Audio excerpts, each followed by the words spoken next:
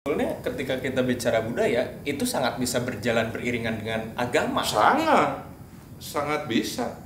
Cuma permasalahan hari ini agama dan budaya diadukan. Dan inilah konsep adu domba. Ya, halo, selamat datang di Cerita Nusantara. Saya Rizal dan sudah bersama saya bapak saya sendiri. Saya Ari Mulya Subagja sebagai Ketua Majelis Adat Sunda. Oke. Kan Babak tuh Ketua Majelis Adat Sunda. Nah, kenapa sih si Majelis Adat Sunda ini tuh dibikin? Kenapa majelis? Kenapa Sunda? Ya, jadi awalnya ini kan berangkat dari zaman dahulu gitu ya, bahwa para leluhur kita ini hidup sehari-hari dengan berbagai tatanan-tatanan yang sangat baik, yang sangat luhur gitu ya, sehingga menjadikan beliau-beliau ini adalah tokoh-tokoh hebat pada saat itu, sehingga yang dilakukan oleh para raja ini terasa manfaat bagi para rakyatnya pada saat itu. Nah, berjalan waktu sampai akhirnya republik ini terbentuk, lalu berbagai dinamika dalam kehidupan berbangsa ini juga hadir, sampai akhirnya di dekade 2000-an muncul kekhawatiran dari para sepuh-sepuh ya, khususnya di Jawa Barat dan di Bandung. Ada sesuatu yang miss dalam kehidupan berbangsa bernegara. Jadi ini sangat dirasakan gitu pada saat itu oleh para sepuh, sehingga akhirnya para sepuh berkumpul bersepakat bahwa ternyata akar masalah bangsa ini dalam kehidupan hari ini adalah bahwa bangsa kita sebagian besar sudah banyak meninggalkan warisan nilai-nilai luhur bangsanya, termasuk juga di Jawa Barat. Nah, maka dari itu yang harus dilakukan adalah mensosialisasikan kembali. Jadi memperkenalkan, mensosialisasikan sehingga menjadi langkah hidup bangsa. Nah, yang berbasiskan adat dan budaya. Maka dari itu para sepuh sepakat membentuk lagi Majelis Adat Sunda.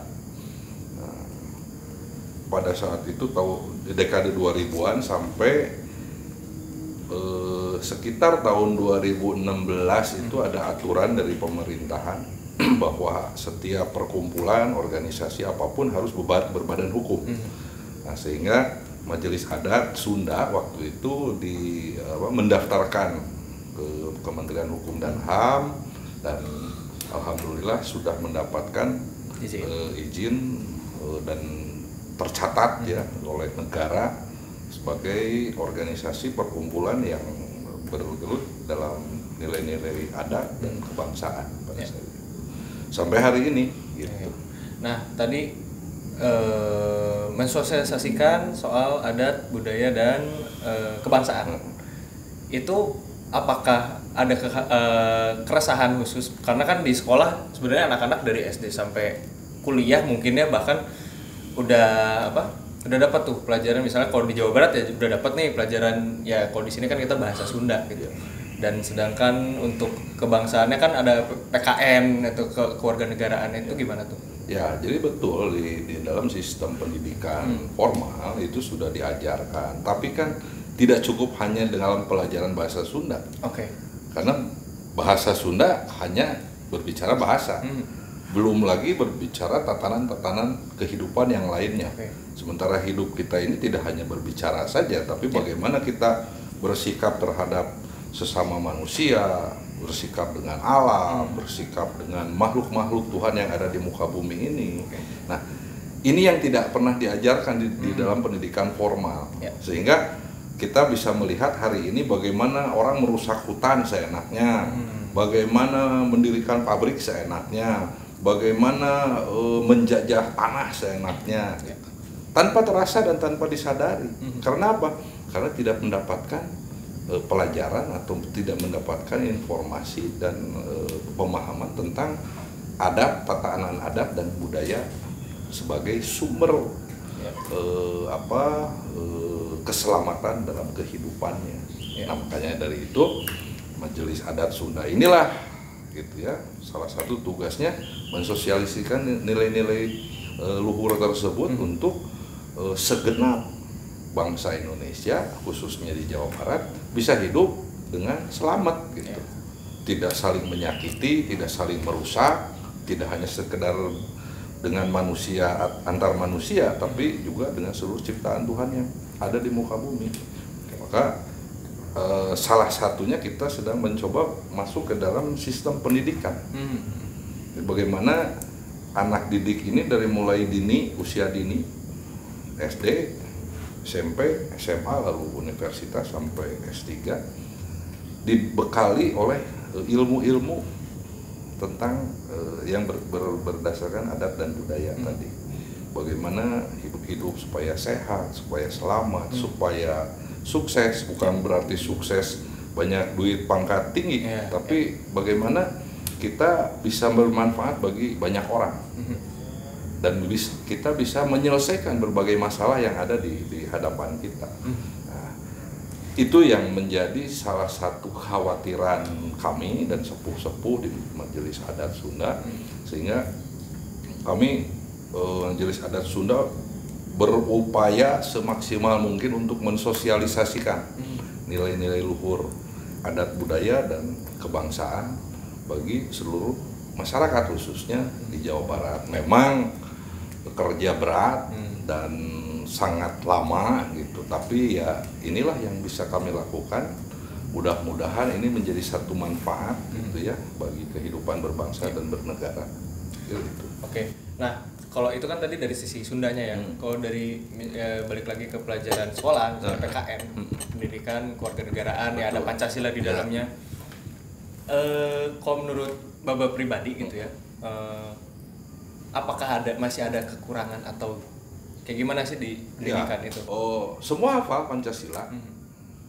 Tapi begitu dia memegang satu kekuasaan, apakah yang dia lakukan berpegangan pada Pancasila? Belum tentu. Contoh misalnya seorang pejabat yang punya kewenangan, misalnya bupati atau gubernur atau menteri apapun lah. Begitu menduduki jabatan tersebut, Pancasilanya hilang, ketinggalan di rumah. Lalu dia berperilaku seolah-olah seperti biasa. Ujung-ujungnya ditangkap KPK karena terbukti korupsi atau menyalahgunakan kewenangan dan lain-lain. Nah, ini anti Pancasila sebetulnya. Karena Pancasila sudah menjadikan koridor gitu. Ada koridor dalam menata pemerintahan negara, dalam kehidupan berbangsa. Ya ada koridor. Nah, inilah Pancasila. Bagaimana kita bertuhan, bagaimana kita interaksi sama manusia. Ini sila kedua hanya disebut kemanusiaan yang adil dan beradab. Apa yang dimaksud kemanusiaan yang adil dan beradab? Dalam butir Pancasila pun yang 36 tidak dirinci detail. Bahwa tidak boleh saling merugikan, harus saling menyayangi. Hanya sebatas itu. Tapi bagaimana kita berhadapan dengan alam? Bagaimana kita berhadapan dengan makhluk-makhluk Tuhan yang lain? Itu tidak pernah dibahas. Padahal ini penting. Nah, itulah keberadaban manusia sebagai makhluk Tuhan yang paling sempurna. Nah, ini yang harus disampaikan. Oke, berarti menariknya adalah berarti dari sisi Sunda dan kebangsaannya itu kaitannya erat berarti. Sangat erat. Karena itu karena apa tuh? Apakah ada sejarahnya dulu leluhur bangsa Indonesia ini kan terbentuk daripada suku bangsa yang ada di Nusantara yang bersepakat menjadikan satu lembaga negara yang namanya Republik Indonesia. Nah, harusnya kesepakatan yang bersepakat ini gitu ya, ada Jawa, ada Sunda, ada Batak, ada Bali, ada Bugis dan lain sebagainya, itu dibawa ruhnya dalam perjalanan negara ini. Ruhnya apa? Nilai-nilai luhur tadi. Jadi semua mengadopsi ini harusnya. Itu mau Jawa, mau Sunda, bebas, seluruh Nusantara. Karena nilainya sebetulnya sama. Ya? Cuman beda bahasa dan kebiasaan. Tapi tatanan nilainya sama. Semua mengajarkan bagaimana menjadi manusia yang beradab. Nah, ini ruh ini dibawa dalam kehidupan bernegara. Ya. Negara ini nanti menugaskan presiden, menugaskan Dewan Perwakilan Rakyat, menugaskan Dewan Pertimbangan Agung, menugaskan BPK, menugaskan kehakiman dan lain sebagainya. Ya. Dengan dasar tadi nilai-nilai tadi. Ya berarti dari cerita Babab tadi sebenarnya Pak Karno dan kawan-kawan dulu tuh berarti sadar betul ya soal hal ini. Sangat sadar. Sangat sadar bahwa Indonesia itu terbentuk daripada warisan nilai-nilai luhur senusantara, bangsa-bangsa senusantara. Sehingga dijadikanlah intisari dari seluruh pelajaran atau seluruh warisan tersebut dapat nilai tadi jadi Pancasila. Oke. Jadi Pancasila itu diambil dari seluruh Nusantara. Nilai-nilai luhur seluruh Nusantara diambil. Jadi Pancasila. Bahwa di seluruh Nusantara ternyata bertuhan. Oke, berarti itu berarti ada stigma baru dong yang muncul ketika kita bicara adat. Orang-orang kan kecenderungan ya, nggak semua ya, kecenderungannya adalah wah ini tidak bertuhan karena dulu kan istilahnya ateis. Bukan ateis. Atau ini berhala, menyembah berhala dan lain sebagainya. Ya itulah informasi yang salah. Dasarnya apa? Yang gua telusuri gitu, para leluhur sampai anggaplah catatan awal sejarah awal Masehi itu bertuhan. Cuma caranya yang berbeda-beda. Berarti animisme dinamisme itu? Ya mungkin di daerah di benua lain mungkin ada animisme, tapi di Indonesia itu mereka percaya Tuhan kok dan sangat menghargai Tuhan dan sangat sadar bahwa mereka berasal dari Tuhan. Sehingga bisa menguraikan awal penciptaan manusia, alam dan lain sebagainya. Jadi sebetulnya ketika kita bicara budaya itu sangat bisa berjalan beriringan dengan agama. Sangat bisa. Cuma permasalahan hari ini agama dan budaya diadukan. Dan inilah konsep adu domba. Ini perjuangan lebih berat karena melawan saudara kita sendiri. Melawan saudaranya ini salah satu yang disebutkan oleh Bung Karno pada saat itu bahwa musuh kalian akan lebih berat karena akan melawan bangsa kalian sendiri. Nah inilah hari ini. Dan ini tidak datang tiba-tiba. Ini tidak datang dari Sang Pencipta.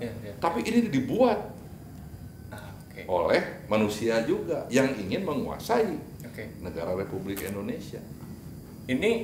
Nah itu kalau ditelusuri sejarahnya sebetulnya titik awalnya akhirnya dibikin seperti ini menurut Babab itu kapan? Itu sudah jauh dari sebelum kemerdekaan sudah dipersiapkan. Sehingga VOC masuk ke kita itu ke Nusantara tahun 1600-an itu sudah dimulai dari situ. Dan kita digiring bangsa Indonesia waktu itu masih belum ada bangsa Indonesia. Bangsa di Nusantara digiring, khususnya bangsa-bangsa di Jawa dan Sumatera itu digiring dalam mindset mereka, lalu didoktrin tanpa terasa sekarang menjadi budaya. Jadi saling bunuh, saling jatuhkan, saling korupsi itu budaya yang diinfiltrasi dari luar. Berarti ya kalau menariknya sekarang kan isu Papua naik lagi di mana? Sebetulnya sekarang misalnya orang-orang ngelihat Papua gitu ya, kan mungkin di mindset orang kebanyakan sekarang Papua tuh terbelakang. Papua tuh ya dengan misalnya masih ada banyak suku yang pakai koteka doang dan lain sebagainya, tidak berbaju atau segala macam. Tapi sesungguhnya mereka ya ada pengalaman khusus nggak sama Papua? Bagaimana tidak dianggap terbelakang? Dikenalkan dengan kehidupan aja kan tidak. Kan itu tugas negara. Ya. Kenapa Jawa saja yang dibangun, yang diperkenalkan dalam keberadaban dan hari ini, modernisme hari ini. Sementara di timur, khususnya di Papua, itu sangat sedikit. Mungkin baru hari ini dekade Pak Jokowi ini mulai membangun di sana, harga-harga bisa sama. Tapi sebelumnya kan tidak. hanya dijadikan apa ya, pelengkap penderita lah kalau gua bilang. Ini ketidakadilan. Sementara kita punya Pancasila yang menyatakan keadilan sosial bagi seluruh rakyat Indonesia. Apakah Papua itu bukan rakyat Indonesia? Kalau Bapak jadi orang Papua, pasti akan marah sama. Karena diperlakukan tidak adil. Tapi mungkin lucunya mereka pun nilai-nilai luhurnya sama ya. Sama. Berarti tidak berhak juga dong mereka dikatakan untuk yang terbelakang. Tidak. Karena tidak punya hak. Ya, karena mungkin ukuran sukses mereka adalah bukan harta, bukan materi, tapi keberhasilan dan kecerdasan kehidupannya. Mengelola kehidupan. Jadi siapapun di dunia ini tidak punya hak untuk menyebutkan seseorang sukses atau tidak sukses. Hanya dirinya. Karena subjektif ya. Subjektif. Hanya saya. Diri ya. Diri kita masing-masing yang harus menilai itu. Nah, sekarang mungkin standarnya seperti seolah-olah dibuat standar yang harus sama dengan misalnya apa sukses itu punya mobil 3, rumah 2, deposito sekian miliar, itulah sukses, jabatan tinggi. Tidak. Sukses itu siapapun orang yang bisa menyelesaikan masalah dan bisa menjadi manfaat bagi banyak orang. Itu orang sukses. Dan mungkin istilah modernnya sekarang berdamai dengan diri mungkinnya itu mungkin sukses juga ya. Ya di agama pun kan begitu. Musuh yang terberat adalah diri kita sendiri gitu ya. Tinggal kita harus menguraikan apa sih diri ini. Bukan hanya ini fisik kan. Nah ini juga kayak di sistem pendidikan tidak pernah diajarkan. Bagaimana berdamai dengan diri atau berperang dengan diri. Gitu kan. Karena tidak pernah diurai, hanya simbol aja. Anak-anak menghafal aja informasi itu. Dan inilah malapetaka. Karena anak tidak diajarkan untuk berpikir. Nah ya, berarti berkaitan dengan itu, berarti semakin tinggi jenjang pendidikan orang itu tidak menjamin dong. Tidak menjamin. Bahwa ya, orang itu cerdas gitu ya. Bukan bab anti dunia pendidikan akademik. Dan tidak semua mungkinnya seperti itu ya. Tidak semua, cuman dari silabus dan kurikulum yang ada menjadikan generasi bangsa yang akan bermentalkan buruh nantinya. Karyawan. Karena apa? Karena anak-anak tidak pernah diajarkan untuk berpikir, tapi mengeluarkan hafalan. Input semua. Input ke otaknya, dihafal dalam memori, begitu butuh waktunya segala yang dikeluarkan yang ada di dalam memori. Bukan mengelola. Tidak dikelola, tidak bagaimana mencari jalan ilmu dari Tuhan, tidak. Yang ada aja. Nah ini yang harus dikenalkan kepada generasi bangsa di dalam sistem pendidikan. Wah ya, menarik. Oke, kayaknya cukup sampai sini dulu. Untuk episode selanjutnya ditunggu aja di Cerita Nusantara.